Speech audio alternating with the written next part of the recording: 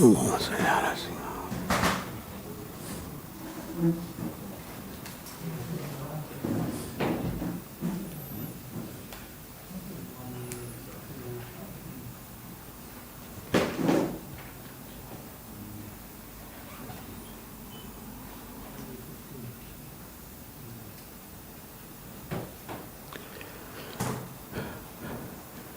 أعوذ بالله من الشيطان الرجيم. بسم الله الرحمن الرحيم. الحمد لله رب العالمين، والصلاة والسلام على أشرف الأنبياء وسيد المرسلين، حبيبنا ونبينا مولانا محمد صادق الوعد الأمين، وعلى آله وأصحابه وأزواجه وذرياته وأهل بيته وإترته وبناته وأصحابه وبارك وسلم رضوان الله تعالى عليهم أجمعين. أما بعد، وقال الله سبحانه وتعالى في قرآنه العظيم وخطابه القديم: محمد رسول الله صلى الله عليه وسلم. ويقول الله سبحانه وتعالى في شأن حبيبه الكريم: إن الله وملائكته يصلون على النبي يا أيها الذين آمنوا صلوا عليه وسلموا تسليما.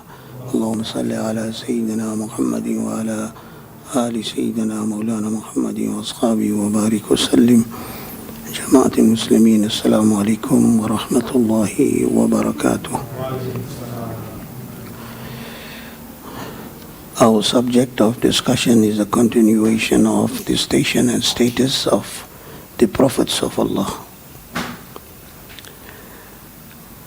We will continue from where we had left the last time, in which Allah subhanahu wa ta'ala spoke about the station and status and the reverence of His beloved Nabi Sayyidina Muhammad sallallahu alayhi wasallam. Now we will discuss the other aspect of the fundamental beliefs of the Ahl Sunnah wal Jama'ah. Allah subhanahu wa ta'ala has informed His prophets about the unseen, about the ghaib.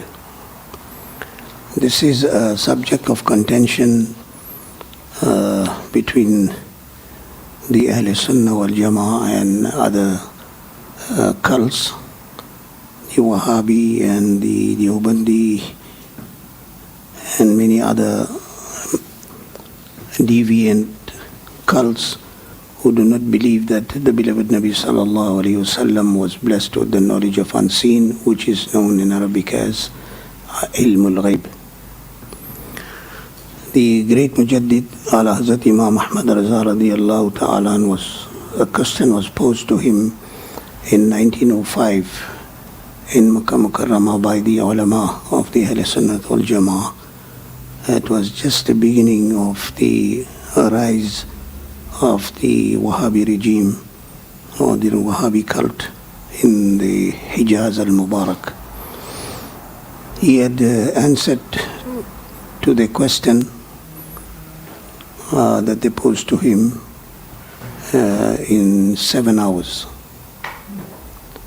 A total of 7 hours without being amongst his books of reference, and he was not well as well, and he did ask them to excuse him to pen down a very detailed answer, but they insisted and they said that it is him who can solve this problem. So he, in a state of fever, he went to the Haram al-Sharif in the morning. I performed his salah there, and then he made wudu with Zamzam, and he sat behind the Maqam Ibrahim and sought assistance from his masters, Sayyidina Rasulullah sallallahu alayhi wasallam and Sayyidina Hudur Ghawsal Azam radiyallahu ta'ala. So what actually happened was that he, while concentrating on the masters, he saw the beloved Nabi sallallahu alayhi wasallam appear at the door of the Kaaba. And on his left hand side was Sayyidina Ali al-Murtaza karramullah wajhu al-Kareem, and on the left hand side was Sayyidina Ghaus al-Azam Shaykh Abdul Qadri al-Jilani radiyallahu ta'ala. And from there the beloved Nabi sallallahu alayhi wasallam ordered him to write. And the term was uktub. Uktub means write. So that was a permission granted by the beloved Nabi sallallahu alayhi wasallam. And he began writing the answer, and it formulated the answer in 7 hours. And another hour he took to edit it. So would say between 8 to 8.5 hours, he penned down the masterpiece Ad-Dawlatul Makkiyya bil Maddatil Ghaybiyya. Anyway, Nabi sallallahu alayhi wasallam has been informed about the ghaib, because this is one of the fundamental things that a Prophet of Allah requires for the operation of the station and status of Nubuwah. Allah subhanahu wa ta'ala has mentioned in Holy Quran, وَأَلَّمَكَ مَا لَمْ تَكُنْ تَعْلَمْ.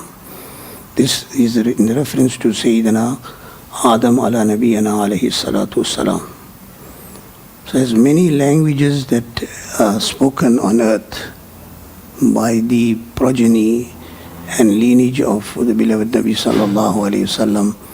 All those languages were taught to Sayyidina Nabi Adam alayhi salatu wassalam. If you look at the exegesis and the tafsir of the Quran al-Kareem by the senior commentators of the Quran, they have mentioned that Adam alayhi salam was taught the names of all those things that will appear in this world. And he also taught him all the languages that will be spoken on this earth. This is the station and status of Sayyidina Nabi Adam alayhi salam. So what do you think will be the status of Sayyidul Anbiya, Sayyidina Rasulullah sallallahu alayhi wasallam? Sayyidina Abu Darda radiyallahu ta'ala has mentioned that the beloved Nabi sallallahu alayhi wasallam did not depart from this world without informing them of the flapping of the wings of birds. The feathers that are used to flap the wings. The Nabi sallallahu alayhi wasallam, the Sahabi says, he did not depart from this world without informing them of the knowledge of the flapping of the wings of the birds. What is the extent of that knowledge?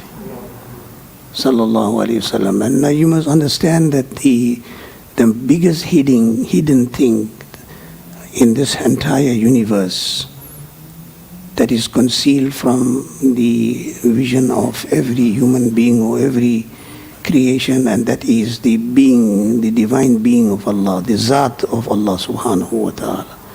That is the biggest ghaib.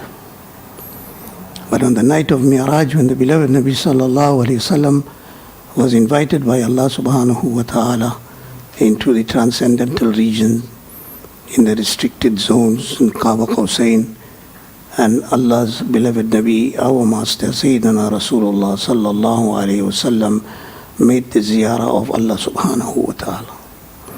So when the most concealed thing in this universe is the being of Allah subhanahu wa ta'ala, if that was not hidden from the Nabi, then what else is there that is more greater a ghaib or unseen in this universe that was been hidden by the beloved Nabi sallallahu alayhi wasallam?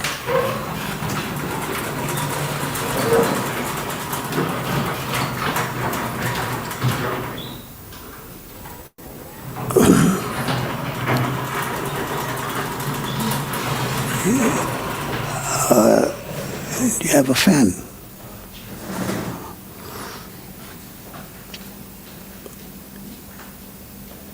So it is mentioned in the articles of faith that every single atom every single atom in this universe, Allah subhanahu wa ta'ala has presented it to the beloved Nabi sallallahu alayhi wasallam, and he is aware of all that. Sayyida Amina radiyallahu ta'ala anha, the pious mother of the beloved Nabi sallallahu alayhi wasallam, states that when the beloved Nabi sallallahu alayhi wasallam was born, the angels wrapped him up and took him away. And then he reappeared with keys in his hand. And those keys are the keys to the treasures of the entire universe. And Allah subhanahu wa ta'ala ordered the angels to take the beloved Nabi sallallahu alayhi wasallam throughout the universe and let him examine everything. That was in a state when he was still just born. He was very young. He's still a child. And this is prior to his announcement of prophethood. And the Nabi sallallahu alayhi wasallam recognized every single thing in this universe. So every atom was exposed to the beloved Nabi sallallahu alayhi wasallam. No ghaib or no unseen was hidden from him. Ilm ghaib and knowledge of Allah subhanahu of the entire universe is something that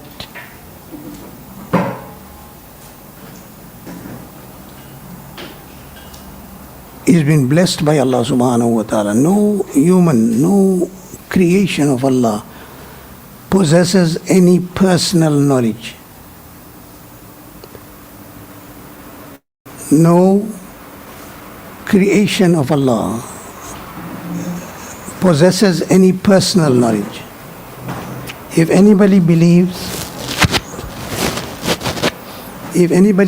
that he possesses personal knowledge, then these are words of kufr. Every knowledge that a person has, or whatever knowledge he has, is by the gift of Allah subhanahu wa ta'ala, which is known in Arabic as ata'i.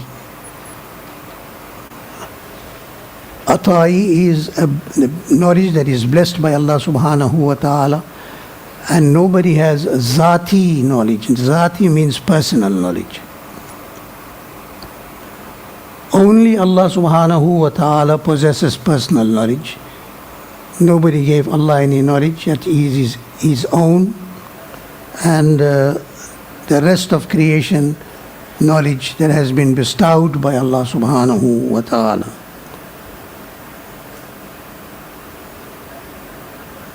So it is his personal knowledge, it is his zati knowledge. Therefore, when Allah subhanahu wa ta'ala gives any knowledge, the difference between knowledge of the Creator and creation is that Allah's knowledge is personal, and knowledge of the rest of the universe or the creation is gifted knowledge, is ata'i. Right? So it is shirk, a form of shirk, to believe that anybody possesses personal knowledge. Right? There are many ahadiths that substantiates this belief, and it is an entrenched belief of the Ahl Sunnah wal Jama'ah. So the problem again here is that some people think that by them engaging in ibadah and riyaza and spiritual engagement in the worship of Allah subhanahu wa ta'ala, riyaza or ibadah or muraqabah or whatever the form of worship they may undertake, they can never ever reach the status of a Nabi of Allah. Right, so Nubuwah and risala, prophethood and messengership, is not something that one can achieve by his own endeavor. It is also, that is now known as kasab, to earn something, to kasab. And when it is wahab, nubuwa and risala is wahbi. It is something that is bestowed by Allah subhanahu wa ta'ala. And the difference between a Nabi and a non-Nabi, as I mentioned to you previously as well, that every single moment of a Nabi of Allah is involved in the remembrance of Allah subhanahu wa ta'ala. Whether he is walking, talking, or whether he is sleeping for that matter, is also a form of ibadah. Because the sleep of a Nabi is rated as a wahi of Allah subhanahu wa ta'ala, whereby he talks to Allah even in his sleep. So the difference between, one of the difference between a prophet and a non-prophet is a factor of the fiqh, Islamic fiqh, that nullifies wudu is sleep. Right? And when we sleep, it is a factor that fiqh has said that it nullifies wudu. So, and the in-depth of this mas'ala is very important for you to know as well. The act of sleeping itself does not break wudu. What really breaks wudu is when you are unconscious, because an-nawmu nisful maut. Nawm is known as like half death. When you are sleeping, you are unaware whether gases have been discharged from your body or not. Gases, or you go to toilet, these things are factors that nullify wuzu. So you are not sure whether those gases are released from the human body. Right? You pass wind or you're not passing wind, you're not aware of that. So that is a factor that actually breaks wuzu, and therefore the fuqaha have said that they use the term and generalize it as sleep, because sleep is causing that unconsciousness, and it is in that unconsciousness that your wudu breaks. So this is a detail which is known as in fiqh as the details, right? Juziyat, you call it juziyat in fiqh. Among the juziyat in fiqh is that you are not aware whether you have released any air from your body or you have passed any wind. That is the factor that actually nullifies wuzu. So the beloved Nabi sallallahu alaihi wasallam, or for that matter any prophet of Allah, their sleep does not nullify wudu, because they are totally aware, because he had mentioned, the hadith al-sharif says, tanamu aini wala yanamu qalbi. Our eyes do sleep, but our heart does not sleep. Tanamu aini, tanamu aini, tanamu aini wala yanamu qalbi. Our eyes do sleep, but our heart does not sleep, because that is one of the demands of tawajjuh ilallah, of the prophethood or wilaya of a Nabi of Allah subhanahu wa ta'ala. So if you can recall, the last time I mentioned to you, the wilaya and the nubuwa are the two factors of the station of prophethood. So the wilaya of a Nabi is concentration in Allah, which is da'im, continuously. And the nubuwa of the prophet, of a prophet of Allah, is concentration in creation. So one is the concentration in the creator, one is concentration in creation. So the concentration in creator is much more greater than the concentration in creation. So the work of a Nabi is an arbitrator between Allah and his Rasul. Like your parent is an arbitrator or is a medium between you and the takhliq and creation of Allah subhanahu wa ta'ala. He doesn't send the human being on this world without the medium of a parent. So the parent is the wasila of your birth. Right? So the iman of a human being is also via the mercy and via the wasila of the beloved Nabi sallallahu alaihi wasallam. And I did speak in detail about this fact in the last session. We will not repeat that. So there is no specific amount of prophets that have been determined. We don't know exactly how many prophets that was sent by Allah subhanahu wa ta'ala, and not all their names are known. Only the names of the prophets that are known are what is mentioned in the hadith or what is mentioned in the Holy Quran. So generally they say 124,000, they always use the term plus minus. Plus minus 124,000 prophets blessed this physical universe, and they were born. Hazrat Adam alayhi salam is the first prophet of Allah. He is also the first human that Allah subhanahu wa ta'ala created, and he was created without a mother and father. This is one of the marvels of Allah's creation. Adam alayhi salam was created by the qudrat of Allah subhanahu wa ta'ala as a human without parents.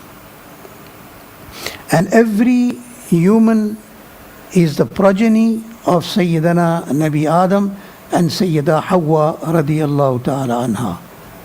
So Sayyida Hawa was created from the rib of Sayyidina Adam alayhi salam. Alright? And the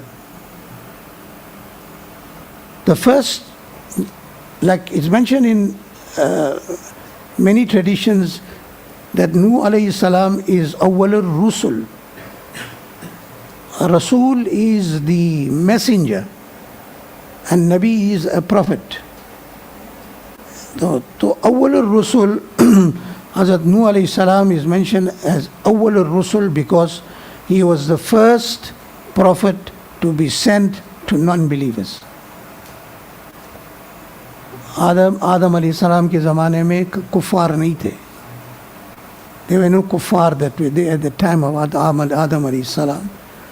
But at the time of Sayyidina Nuh, they were disbelievers.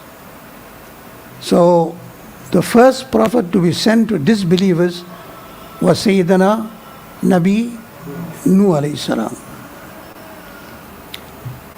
Allah subhanahu wa ta'ala created Adam alayhi salam, and he said to him in the Holy Quran, Inni ja'ilun fil ardi khalifa. Inni ja'ilun fil ardi khalifa. That Allah has made Adam alayhi salam, or for that matter, in general terms, the human being as a khalifa of Allah subhanahu wa ta'ala.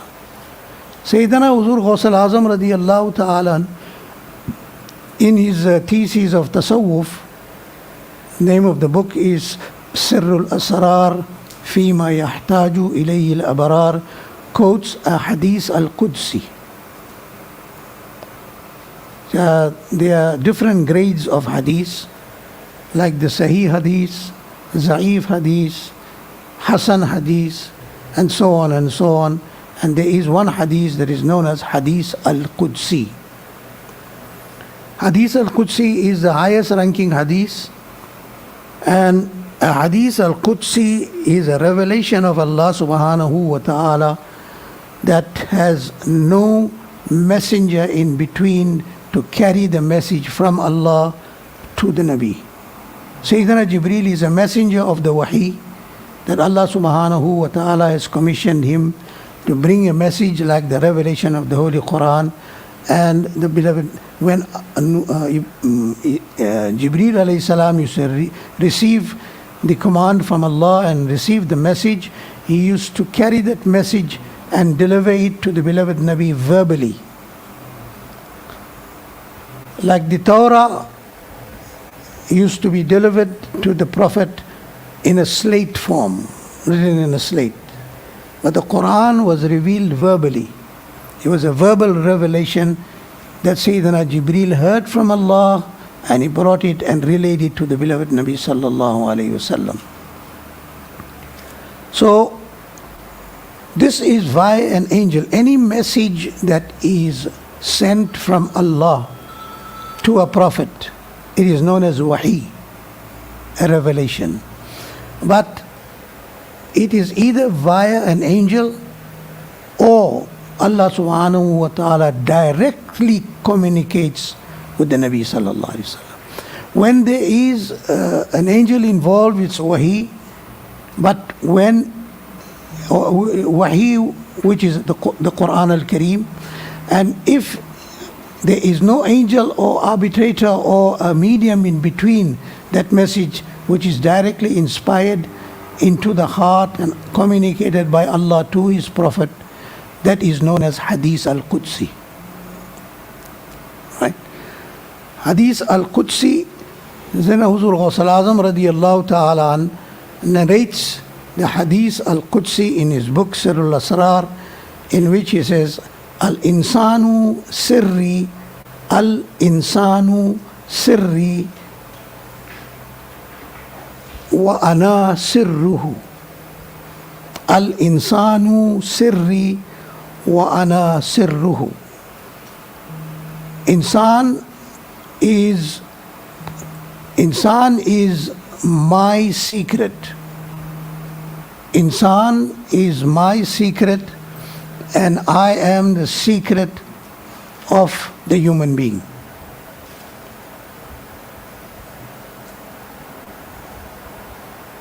Okay, now one of the status of the human being is very dynamic, multifaceted, and there are two aspects of a human being. One is the physicality of a human, his physical aspect, physicality, and one is his cosmic personality. Okay? Physical and cosmic, physical and spiritual. Therefore, the human being is a union of the body and soul. When special attributes are attributed to the human being, like for example, if you remove the soul from the body of any creature of Allah subhanahu wa ta'ala and leave it, the elements of weather, due to the elements of weather, the body will start disintegrating. It will start shivering, will break down with chemical reaction from the weather, and then eventually it will rot and decay and will totally destruct it. The body of any creature of Allah subhanahu wa ta'ala. So it is narrated in the hadith, Sahih hadith, that Allah subhanahu wa ta'ala ordered Nabi Sulaiman alayhi salam to construct the Kaaba, construct the Baytul Muqaddas. Masjid Al-Aqsa was constructed by Hazrat Nabi Sulaiman alayhi salam. And he was ordered by Allah subhanahu wa ta'ala to use the jinns, the jinn fraternity, to construct the Masjid Al-Aqsa. So,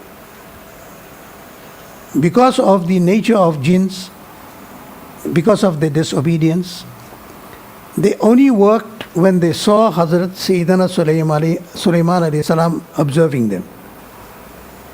So as soon as the Prophet turned around or did some other work or he was absent, they put tools down.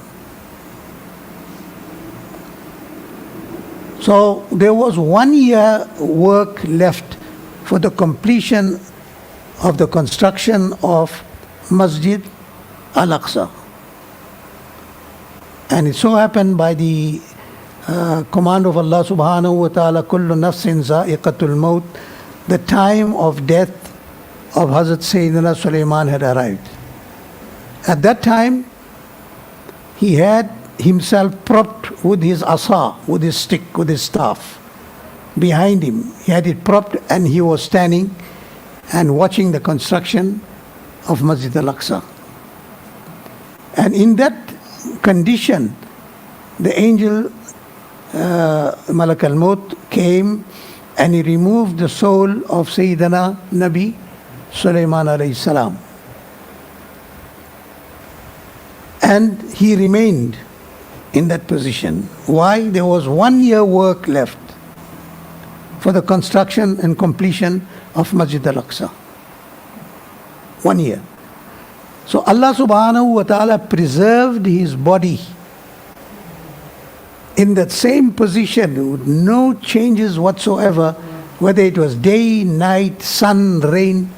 He remained in that posture for 1 complete year, totally intact.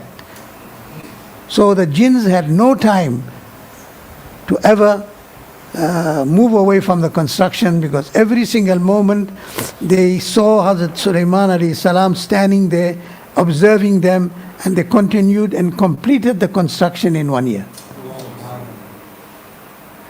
After the construction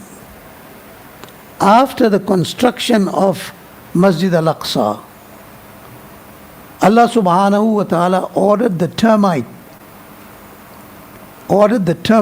to start eating up the staff and asa of Hazrat Sayyidina Sulaiman alayhi salam. And as they ate up the staff, slowly his body was released to the ground, and that is the only time that the jinns realized that Hazrat Sulaiman alayhi salam had passed away.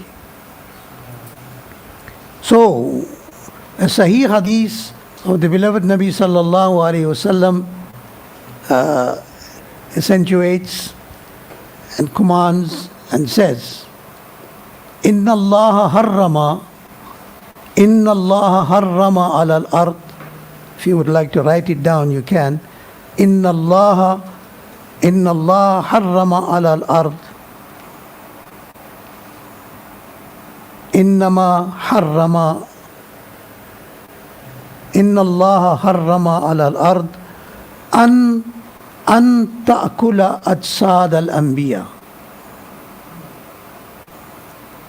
Inna Allah harrama ala al-ard an ta'kula ajsad al-anbiya fanabiyullahi hayyun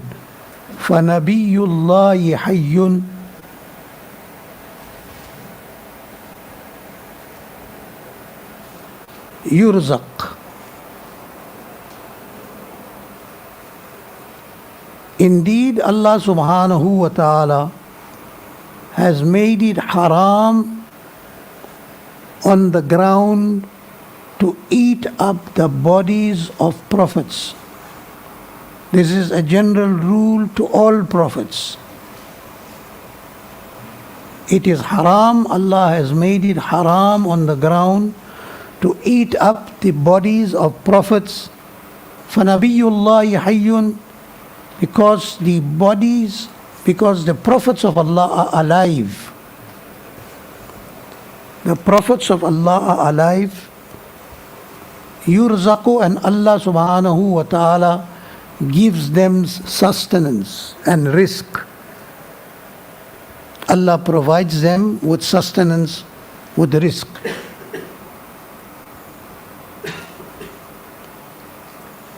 Another hadith is mentioned, I think it's by Imam Jalaluddin as-Suyuti radiyallahu an, in the book Allahumma salli wa sallim wa barik ala Muhammadin. I can't, just not coming into my mind at the moment, but I will mention it as it comes by, that لا فرق بين موته وحياته عليه السلام.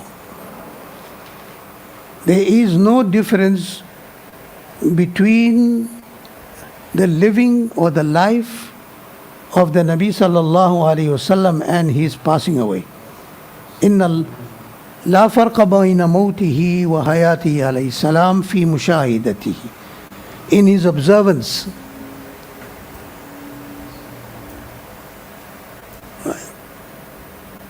لا فرق بين موته وحياته عليه السلام في مشاهدته لأمته.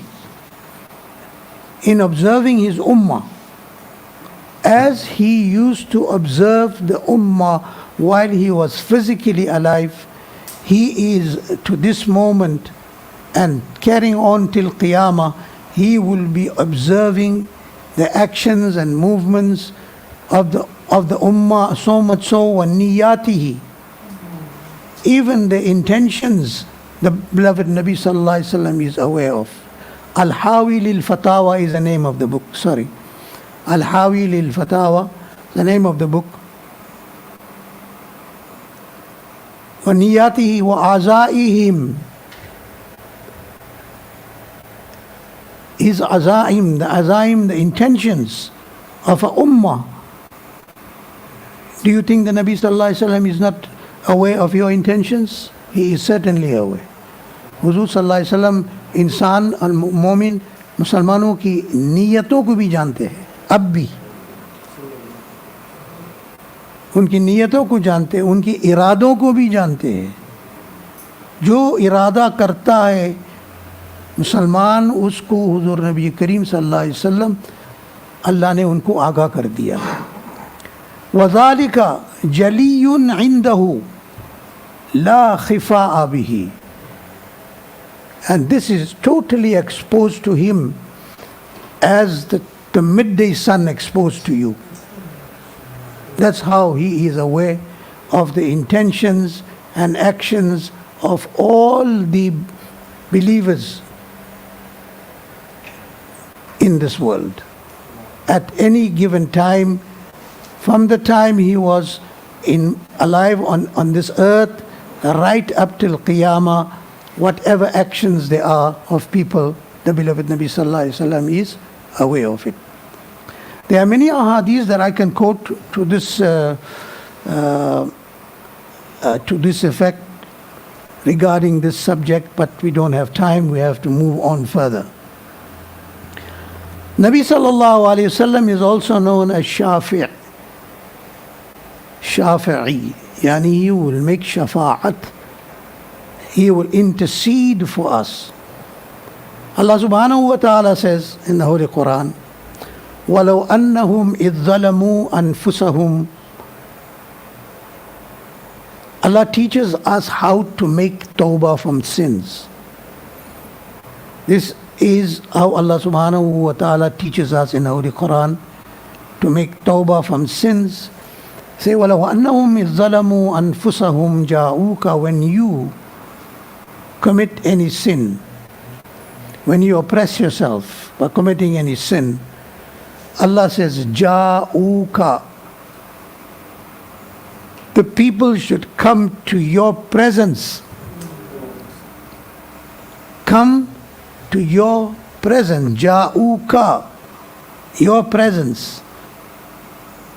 Now the thing here to understand is, physically now, if you want to go to the presence of the Nabi sallallahu alaihi wasallam, the closest you can go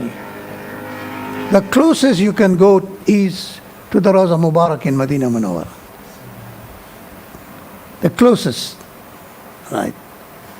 So that is regarded as the presence of the Nabi sallallahu alaihi wasallam.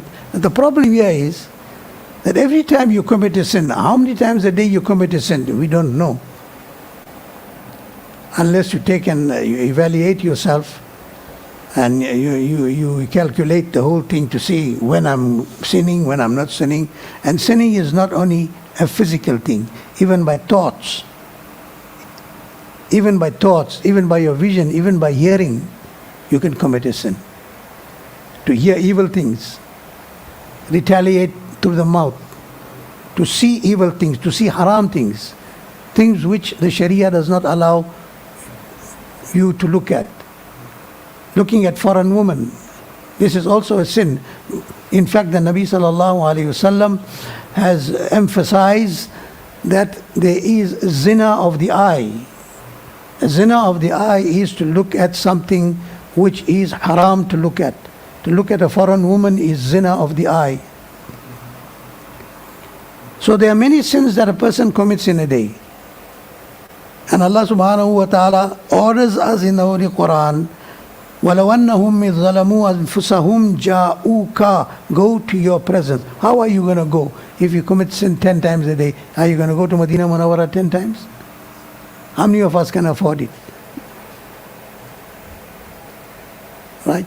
Now, Allah subhanahu wa ta'ala explains in the Holy Quran about the presence of the Nabi sallallahu alayhi wasallam.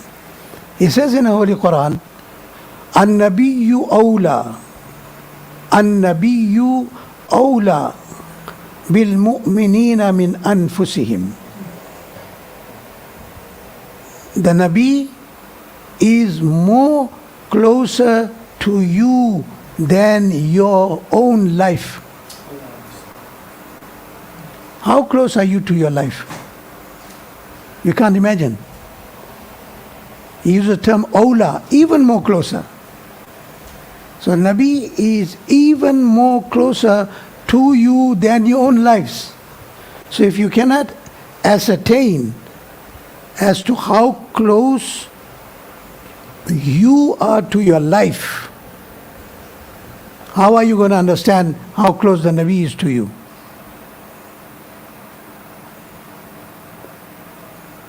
So the beloved Nabi sallallahu alayhi wasallam is close to you. It is your problem that you cannot feel his closeness.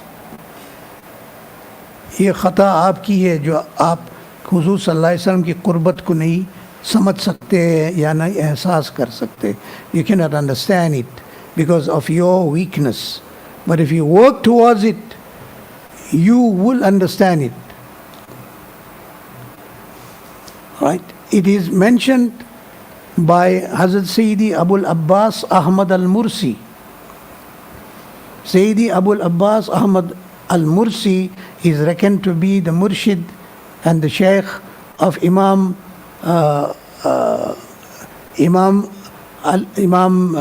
Sharfuddin al-Busiri radiyallahu anh, who is the famous compiler of Qasida Burda Sharif. Imam Busiri is his disciple of Sayyidi Abul Abbas Ahmad al-Mursi, who is a senior disciple of Sayyidina Abul Hasan al-Shazali radiyallahu anh. Abul Hasan al-Shazali is a disciple and Khalifa of Sayyidi Abdul Salam ibn Mashish. Ibn Salam, Abdul Salam al-Mashish is a disciple and Khalifa of Ghaus Abu Madyan Shu'aib al-Maghribi radiyallahu ta'ala, and he is the Khalifa of Huzur Ghaus Pak radiyallahu. Okay, do you know the chain now? Right? Sayyid Abul Abbas Ahmad al-Mursi, Khalifa of Abul Hasan al-Shazali, he is the Khalifa of Shaykh Abdul Salam al-Mashish, he is the Khalifa of Ghaus Abu Madyan Shu'aib al-Maghribi, and he is Khalifa of Huzur Ghaus Pak radiyallahu. Sayyidi Abul Abbas Ahmad al-Mursi radiyallahu ta'ala passed away in Alexandria, in Egypt. His mazar is in Alexandria. And very close by is the mazar, 50 meters away, or maybe less than 50 meters, is the mazar of Imam Sharfuddin al-Busiri radiyallahu ta'ala. Sayyid Abul Abbas Ahmad al-Mursi says, لو حجب عني جمال رسول الله صلى الله عليه وسلم طرفة عيني ما أعددت مسلما. If the Jamal and beauty of the Nabi sallallahu alayhi wasallam is hidden from me for a blink of my eye. How quick is a blink of eye? That much. If the beauty of Nabi sallallahu alayhi wasallam is hidden from my vision, then I will not regard myself as a believer. That's how close the beloved Nabi sallallahu alayhi wasallam is to a believer. Okay, now the shafa'at, the intercession of the beloved Nabi sallallahu alayhi wasallam is haqq, and he will intercede for us on the day of Qiyamah, and he will also assist us while we are living in this world and we need his assistance. Insha'Allah tabarak wa ta'ala, he will assist us. This is a very long subject on its own, and we don't have time. Just understand the basic, that he will intercede, and he will be the first person to intercede on the day of Qiyamah, and no other prophet will supersede his intercession. In fact, they all will be dependent on the shafa'at of the beloved Nabi sallallahu alayhi wasallam. Okay?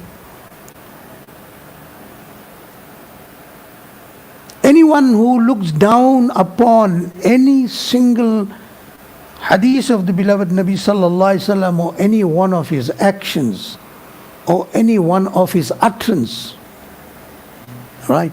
If he looks with it with contempt and he insults it, he becomes a kafir. He loses Imaan by the command of, or by the virtue of, the laws of the Sharia. Okay. Now we come to the point which is known as mu'jiza. Mu'jiza is a miracle that is performed by a prophet of Allah. Any unusual or extraordinary happening is known as a karamat. Generally what you say, like if any karamat, like Sayyidina Khaja Gharib Nawaz Mu'inuddin Chishti Ajmeri radiyallahu ta'ala filled the entire lake in a small little jug. Something impossible. The capacity of a jug is that much water, but he filled a massive lake. Anasagar is a lake in Ajmer Sharif. If you have been there, it's a massive lake. That entire lake to come into a little jug is something impossible.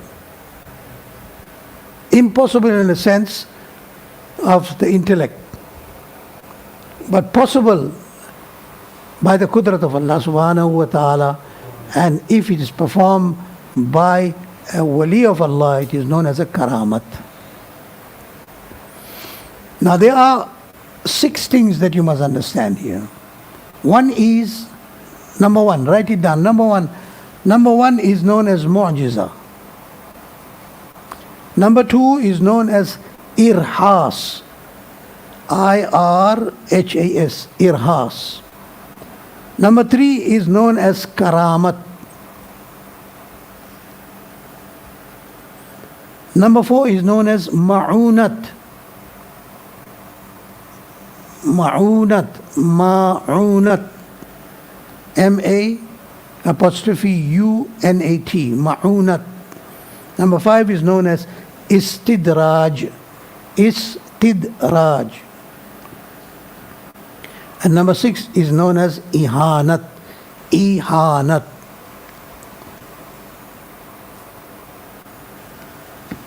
I will explain this to you. These are extraordinary things that take place. Right? Now, for example, steps are used for ascending heights. Steps. You use a step to ascend height. But if somebody reaches the height without using a step, it's known as a miracle. Okay? If it's done by a prophet of Allah, it is known as a mu'jiza. A mu'jiza is exclusive to a prophet of Allah. No non-prophet can perform any mu'jiza. He can perform a miracle, okay. but not a mu'jiza. Miracle meaning an extraordinary thing. Now I'll give you the categories. You got the categories. I'll explain each category, all 6 categories to you. And inshallah, our session will terminate on this. Number 1. Right. If a prophet of Allah performs an extraordinary happening after the declaration, after the declaration of prophethood, after he declares, Nabi Sallallahu Alaihi Wasallam, example, the Nabi Sallallahu Alaihi Wasallam declared his prophethood at the age of 40. After his declaration, if he performed any miracle, like he raised the dead, right? Or a Sahaba got injured, his eyeball fell out, he took the eyeball, he lost his eyesight. Obviously, when your eyeball comes out of its socket, you lose your eyesight. All the veins and nerves and everything are severe and cut out. There's no way that he is going to see you that eye. But he used his sacred saliva, placed it on the eye, and he pushed it back into the eyeball. That eye that he fixed became more powerful in vision than the normal eye. This is after prophethood. It is known as a mu'jiza. If the Nabi Sallallahu Alaihi Wasallam performs a miracle before announcement, that's number 2. Before announcement of prophethood, that is known as irhas.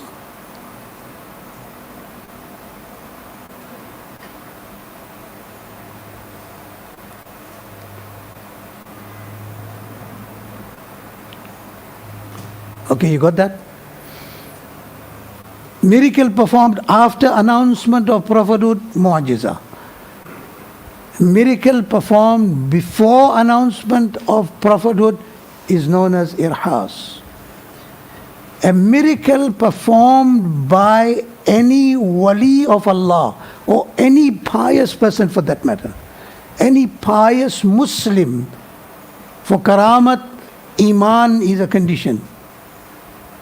It will be known as a karamat.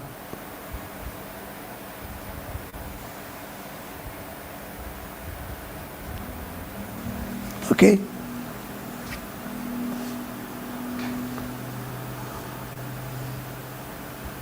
Ma'unat now.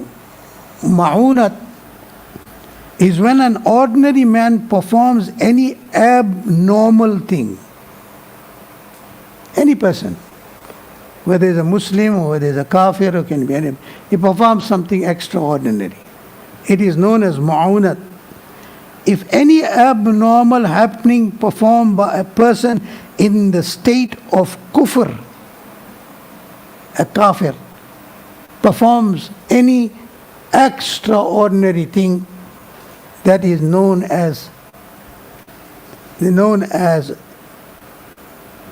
istijraj.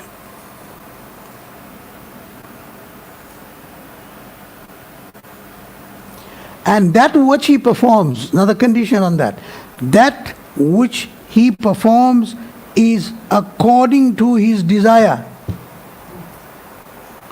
That which a kafir performs any extraordinary thing, and according to his desire it comes through,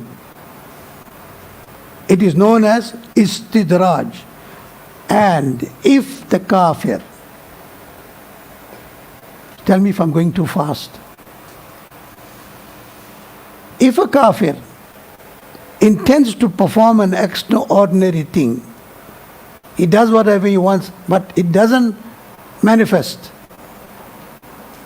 it doesn't come through, then that is known as ihanat.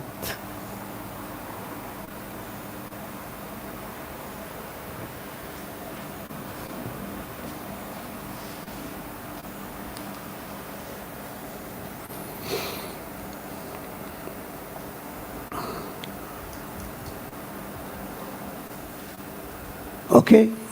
You got that? Anything left in that? These 6 points, do you understand the 6 point? You want me to go over it again? Okay, you got that. Okay. The example of ihanat, an example of ihanat, that which a kafir performs and it does not manifest as he desires, is known as ihanat. Example of ihanat. Musaylama Kazzab is one of the impostors that claim prophethood after the Nabi sallallahu alaihi wasallam. Musaylama Kazzab was the name of this impostor.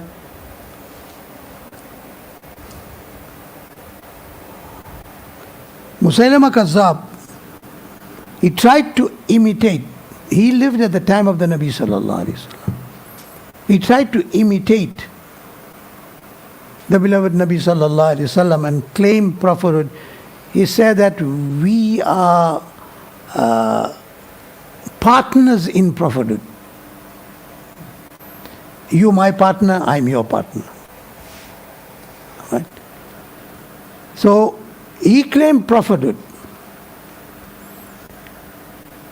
When the beloved Nabi sallallahu alaihi wasallam placed his sacred hand of prophethood on a head of a child or any person, and as he removed, the touch had such an awesome effect. That touch, as he moved his hand, it became fragrant with musk and remained for many days. It never used to just diminish, like you apply a little bit of perfume or something or attar in your hand, it'll remain for a couple of hours or maybe for a day and then it's gone. No, it used to remain for days. When he placed his hand on a child or a person, this was the effect of the mu'jiza of the beloved Nabi sallallahu alaihi wasallam. So Musaylama Kazzab said, no, that's not a big thing, I can still do it. He took his hand, he placed it on a child. As soon as he moved his hand, the child became bald. Lost all his eyes. If there was any tasteless or bitter well in the water of any well, in Medina Munawwara or anywhere else, Nabi sallallahu alayhi wasallam placed his sacred saliva, or he gargled and squirted the water into that well became sweet and very tasty and quenches the thirst of the people. But when Musaylama Kazzab spat in a well that was normal, it became bitter and undrinkable. That was the mu'jiza of our Nabi sallallahu alaihi wasallam, and this was the ihanat of a kafir, Musaylam bin Kazzab. Right. The Nabi sallallahu alaihi wasallam placed his sacred and sanctified, sanctimonious hand or finger on the eye of a blind person. The mu'jiza and miracle of the beloved Nabi sallallahu alaihi wasallam was such awesome and so powerful that Allah reinstated the vision of that person. Musaylama Kazzab said, I can also do that. That was the mu'jiza of the Nabi sallallahu alaihi wasallam.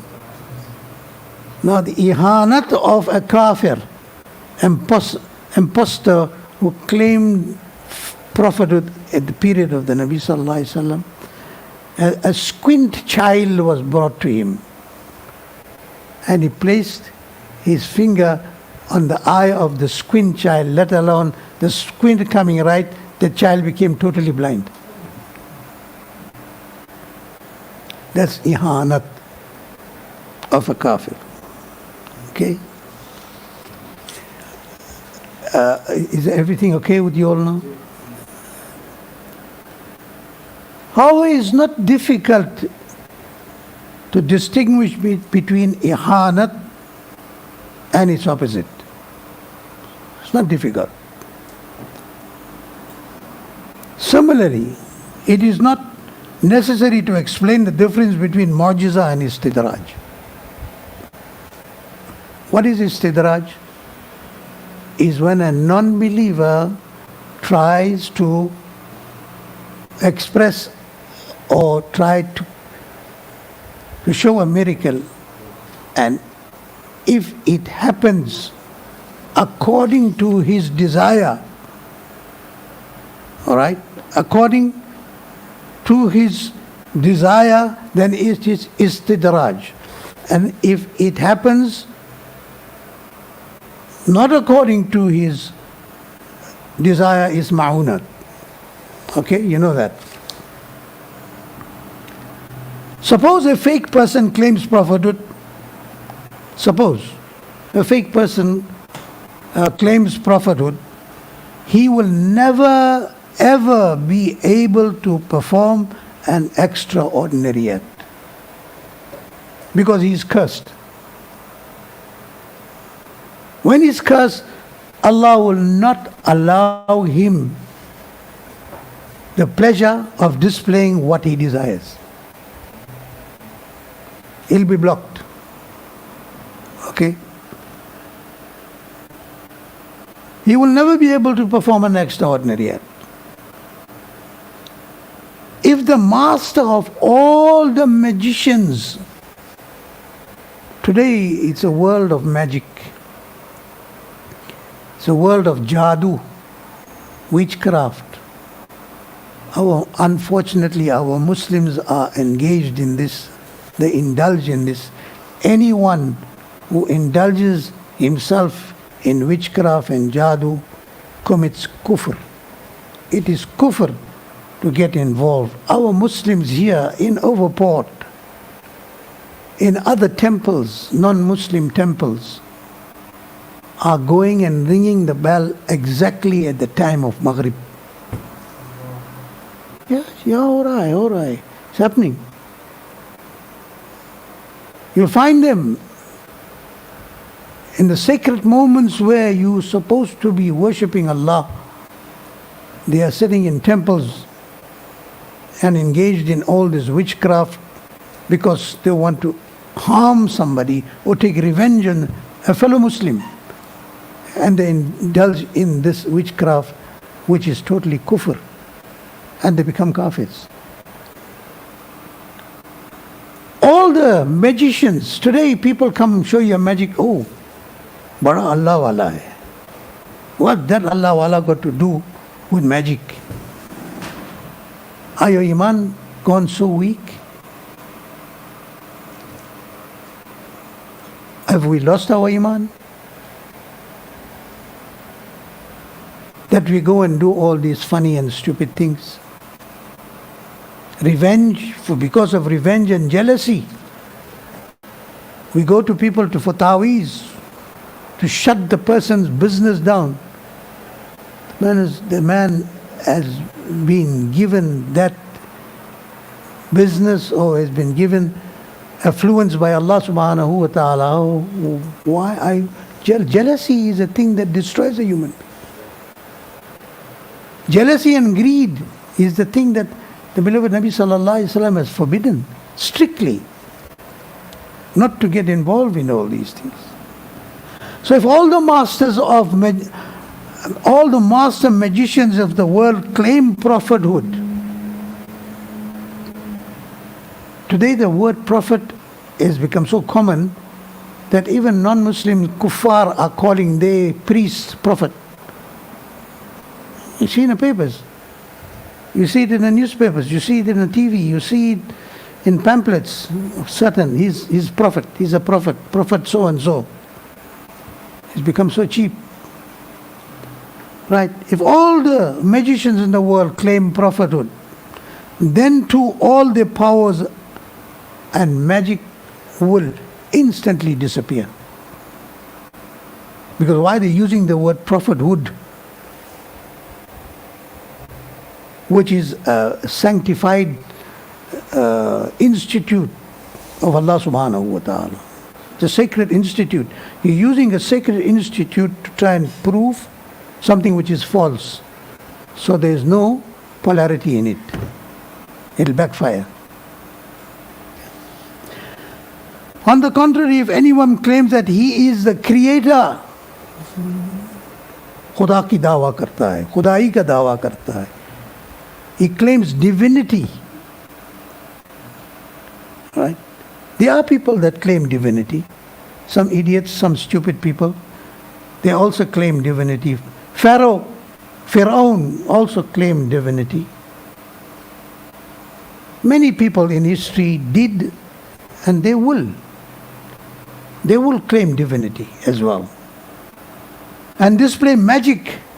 They claim that I am divine now. I am the creator of the universe. I've got a clip here that just came to me today. The Shias are claiming divinity for Sayyidina Ali al-Murtaza radiyallahu ta'ala. They not only claim divinity to him, they say he is greater than all the prophets of Allah.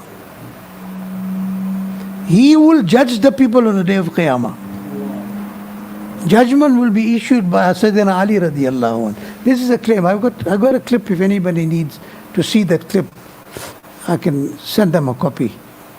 And you will be shocked what stupid things, and yet we are now supporting Shiism. And we've got a soft spot for them. We promote them. The thing is that when you got everything, question is, when you got everything with you, is it necessary for you to go and look for something outside? We got everything. What don't the Ahl Sunnah wal Jama'ah have? What did not Islam give us? What did not the Quran give us? What did not Allah give us that we are going searching for it outside? How stupid a man can be. How stupid a human can be. So anybody claims divinity or he is a creator and display extraordinary, like Pharaoh. He had a well, like a big dish or something, a container made outside his palace. So people used to come and put offerings there. Some come put salt, bucket of salt. Some put a bowl of sugar. Some put some honey. Some put flour. Some put wheat. Whatever they had, they come and dump it inside, and it needs to be stirred. Stirred, totally mixed. Anybody you come, at anything that he desires, is a dish out and give it to him, whatever he desires, he'll get the same taste. This was a magic that Pharaoh had, and that what fortified the beliefs of those people that know he is really the creator of the universe. Right? That weakness of their Imaan destroyed them. He said, Hadith says that if a person lies, you shall jhoot bolta hai. Sahih Hadith says, if a person lies, jhoot bolta hai, Shaitan takes honey. At time when he lies, Shaitan takes honey and rubs it in his mouth, and he feels the sweetness of lying, and he lies more because he gets a taste of lying in his mouth. Shaitan places honey in his mouth, and when he lies, he feels the sweetness, and that now helps him to lie more. The hadith says that. So be very careful. What the beloved Nabi sallallahu alaihi wasallam, ma ataakum ar-rasul fakhuzuhu wa ma nahakum anhu fantahu. What the Nabi sallallahu alaihi wasallam gives you, take it. What he forbids you from, abstain from it. No matter if you like it or not. Abstain it, kick it out. nothing to do with it. That is real Iman. Right? So if somebody claims that he's a creator and he does magic and extraordinary things, and this certainly baffles the observer. You'll tell you, they'll start arguing with you. What are you talking? I saw him. He made an apple into a banana. Right? He made ice into fire. I saw it with my eyes. What are you talking? He's a very great man. These are all mesmerizing the mind, or mesmerism, mesmerizing the mind and blocking of Iman. If somebody tries to do all that, and if you recite La hawla wa la quwwata illa billahi al-ali al-azim, in his presence his magic won't work. Don't work.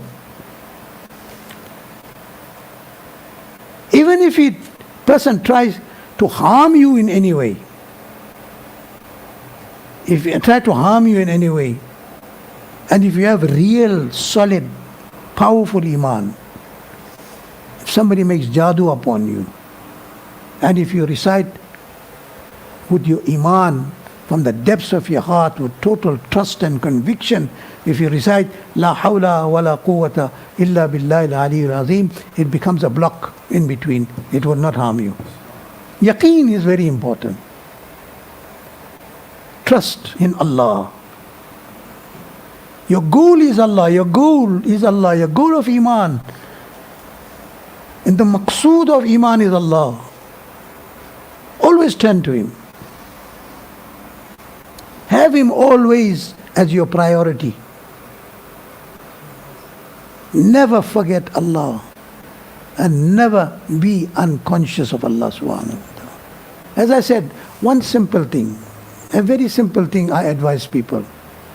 Tell me, you're walking down here now, for that matter, or somewhere, you find, a lot of money lying there, some notes lying there, a pack of notes lying there, or in a public place. Right. What will be your first reaction? First reaction when you look at that money, the first reaction is, after watching that, the next reaction is you look around. Natural instinct I'm giving you. You look around. Why? Is there anybody watching me? To see if the road is clear. If it's not clear, you will immediately grab it. Or if there are people walking around, what you will do, you will stand on it, stamp it. You will hide it to wait when the time is appropriate, then you will bend down and you'll pick it up. Or there are many other ways used. You remove your jacket, you throw it over it, conceal it, leave it there. So when you're picking it up, you're picking your jacket up, you're actually scooping the whole money into your jacket and walking. This is the reaction of a human being. All right? This is known as unconscious reaction, thinking that you are conscious. No, this is in Islam the unconscious reaction of a human being. A negative aspect. The positive aspect is the positive aspect of seeing some money lying on the road, or seeing somebody dropping his wallet. The positive action in Islam is to rush to that person who dropped it and inform him that you have dropped your money down. That is the positive Islamic reaction. Okay, number one. The negative reaction is you look around to see if anybody is watching you. When nobody is watching, you will pick it up. But if people are watching you, you will not pick it up. Why? You are ashamed. Or you are scared. Now tell me, is there any moment that Allah does not watch you?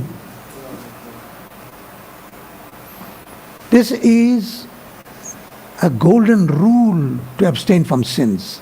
A golden rule, priceless rule. One aspect of not committing a sin. Islam gives you the theory for it.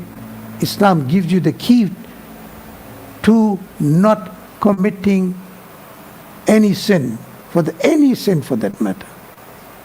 One is that when you believe that Allah is mawjood,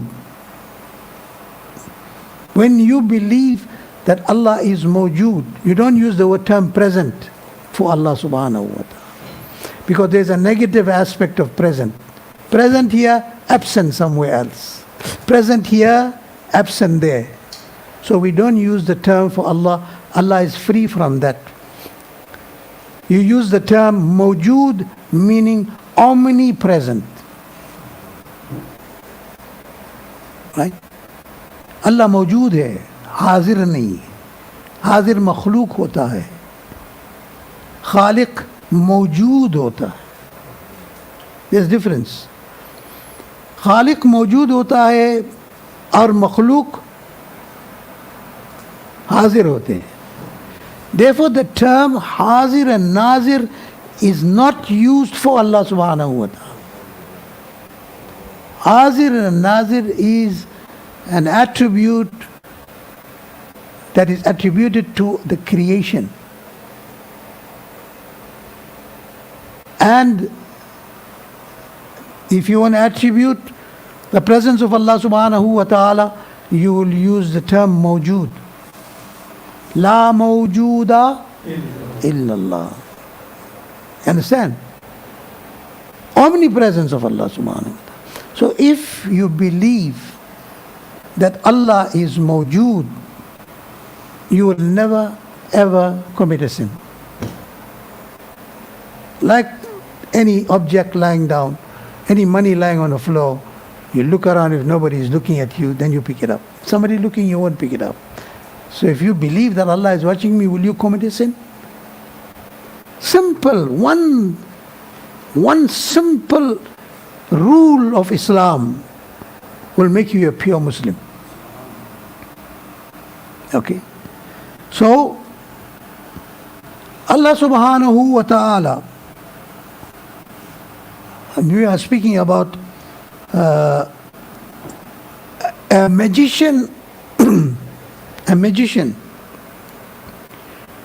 right, who performs an extraordinary thing and it baffles the observer, which they should not if they had Imaan. Such will be the state of Dajjal. In the last hour, now here is a sabak. Sayyidi Ala Hazrat Imam Ahmad Raza radiyallahu ta'ala an reports that the time when Dajjal will come, he'll show you Jannah, which you will see with your eye in his right hand. And he'll show you Jahannam, fire burning on the left hand. If he asks you to believe in him, and if you accede to that, and you believe in him, then he will take you and place you inside Jannah. Inside Jannah. That is illusionary Jannah. It's not real Jannah. It's an illusion. It places you in Jannah. Right? And if somebody who rejects him, you grab hold of him and put him into Jahannam in a burning fire. That's also an illusion. In fact, it is not Jannah and Jahannam. It's an illusion. Ala Hazrat radiyallahu ta'ala says there will be some ulama. There will be some educated personalities. I use the term ulama, which is not correct. Some people who with knowledge, are knowledgeable people. Ulama are sacred people, are honorable people. I apologize for that term. But it is mentioned that there are so many types of ulama as well. They are the correct, righteous ulama, and they are the corrupt ulama as well. Right? So there will be some knowledgeable people who will be very proud about their knowledge. They say, come, let's go and see what he's doing. We are knowledgeable people. He won't take us for a ride. He won't mislead us. So they are going to see Dajjal, right, on what? Trusting their knowledge. Al-Hazrat says, Al-Hazrat radiallahu ta'ala says, as soon as they go there, when they see his mesmerizing magic, they'll fall for him. And they will lose the Iman and become kafirs. When the Nabi sallallahu alayhi wasallam has forbidden us, if you live to that moment, don't go. Like our people say, when we tell them that this is a corrupt man, this is a corrupt Maulana, or he's a corrupt Peer Sahib, or he's a corrupt individual, stay away. They say, nah, Baba, we're not fools. We just go, let's go and see what he says. Let's go, chalo, देखेंगे क्या बोलता है वो. So let's go take. You see, the heart is beating, the heart is alive, shaitan is present, and it's a matter of one word that you can be locked to him and you'll lose your Iman. So the best thing to do in this disturbed moment, when you know and you're informed by the righteous scholars and the respectable, honorable individuals, that this man is corrupt, stay away from him. Don't tell him, say bye. He's also speaking about Allah and His Rasul. He's also speaking about namaz, roza, hajj. He's speaking about hadith. You must hear him recite the hadith. You must hear him read the Quran. It's amazing. None of us can read like him. That is a bait. That is a bait. He's very knowledgeable. There's nobody more knowledgeable here than the shaitan. Because he was at one time Muallimul Malakut, when his name was Azazil. He was the ustad and teacher of the Malaika, the angels, the ustad of the angels. He came in disguise. Now I speak about that person that when they lost his Iman by Dajjal, because they didn't go on the trust of Allah. They didn't go on the dependence of Allah. They went in the dependence on their knowledge. And that's why they were misled. You must always depend on Allah, like it was taught by our master, Huzur Ghaus al-Azam Sayyidina Shaykh Abdul Qadri al-Jilani radiyallahu ta'ala. One day was out in the wilderness, in a desert wilderness, heat, no water, thirsty. And then suddenly clouds appeared and it began raining, and Huzur Ghaus al-Azam radiyallahu ta'ala opened his mouth and some raindrops fell in his mouth, which relieved him from that extreme thirst that he had. Then suddenly, from the cloud, a voice called out, "Oh Abdul Qadir, oh Abdul Qadir, I have made the halal haram for you and the haram halal for you." When that voice called out, when Huzur Ghaus al-Azam radiyallahu ta'ala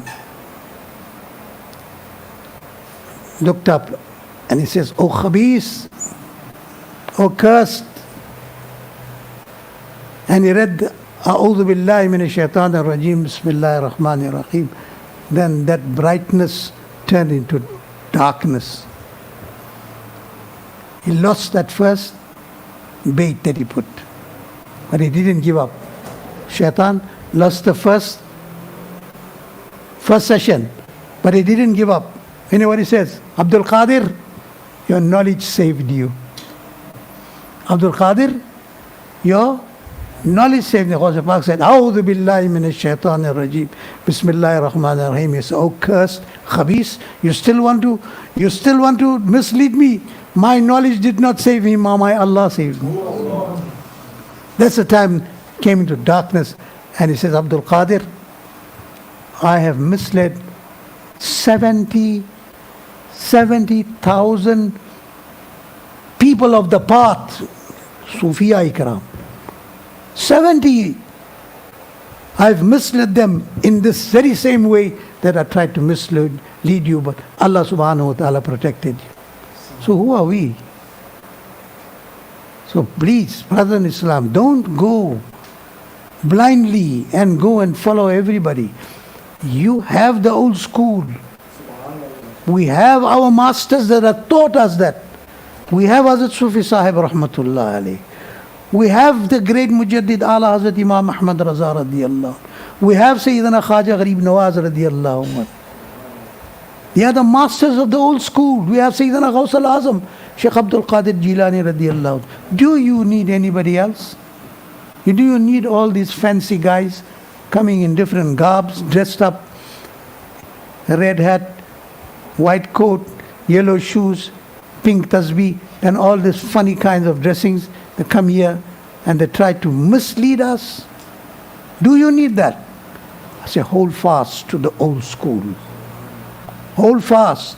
That is the correct school, not the modernists, misled wolves wearing sheepskin and coming to us with very sweet approaches and trying to mislead us and destroy our Iman. It's very easy to lose Iman. It's very difficult to keep it intact. The time comes, Sahaba Ikram came to the Nabi Sallallahu Alaihi Wasallam when he informed them, a time will come. He said, Sahaba, speaking to the Sahaba, the Nabi Sallallahu Alaihi Wasallam says, if you leave out 1/10 of what I have taught you, Nabi Sallallahu Alaihi Wasallam hadith. This hadith is narrated by Imam Kamaluddin Damiri radiyallahu ta'ala and many other Imma and Muhaddiseen, that said to the Sahaba, if you leave out 1/10 of what I taught you of Islam now, you will be destroyed. 1/10, telling the Sahaba. But the time will come on my ummah that if they hold fast to 1/10, they'll be saved. Right? 1/10, the Sahaba, you will be destroyed. 1/10 in the coming generations, if they hold on to 1/10 of Islam, they will be saved. Sahaba Ikram asked, Ya Rasulullah, why? Because we are with you? He said, no. Because we are with you in your presence? He said, no. So what is the reason? He says, because you have more ulama amongst you and less lecturers. तुम में ज़्यादा उलमा है और मुकर्रिर लोग बहुत कम है, wise करने वाले कम. You have more ulama amongst you and very few lecturers. But at that time will come, this period where we are in now is rife. This is the period now. So there will be more lecturers and less ulama. So every Tom, Dick and Harry today is standing from the mimbar and is lecturing. He doesn't know if Alif is standing straight or he's lying down. He read 2 books, open the Google whatever masala he wants from there, whether it is correct or not. The most dangerous element today to destroy your Iman is the net. So be very careful. Hold fast to the old school. Hold fast to those who are closer to Rasulullah sallallahu alaihi wasallam, who taught us the pristine religion of Islam. When you have that, hold fast to it. So inshallah, tabarak wa ta'ala, the last point I want to tell you is the only method of distinguishing between karamat and istidraj and magic and mesmerization is the yardstick of the Sharia of Sayyidina Rasulullah sallallahu alaihi wasallam. Sharia is your yardstick. Whatever the Sharia says, hold fast to it. And whatever any idiot or individual says who is conflicting with the Sharia, absolutely reject it and leave it out. And don't even give it a hearing. So don't go to lectures and don't go to gatherings thinking that you know too much. They won't mislead you. Abstain from it. You know, where there is filth, nobody will go. Where there is stench, nobody will go. So regard it as a filthy thing and a place where your Imaan is at stake. Abstain from it. وَمَا أَتَاكُمُ الرَّسُولُ فَخُذُوهُ وَمَا نَهَاكُمْ أَنْهُ فَانْتَهُوا وَآخِرُ دَعْوَانَا أَنِ الْحَمْدُ لِلَّهِ رَبِّ الْعَالَمِينَ.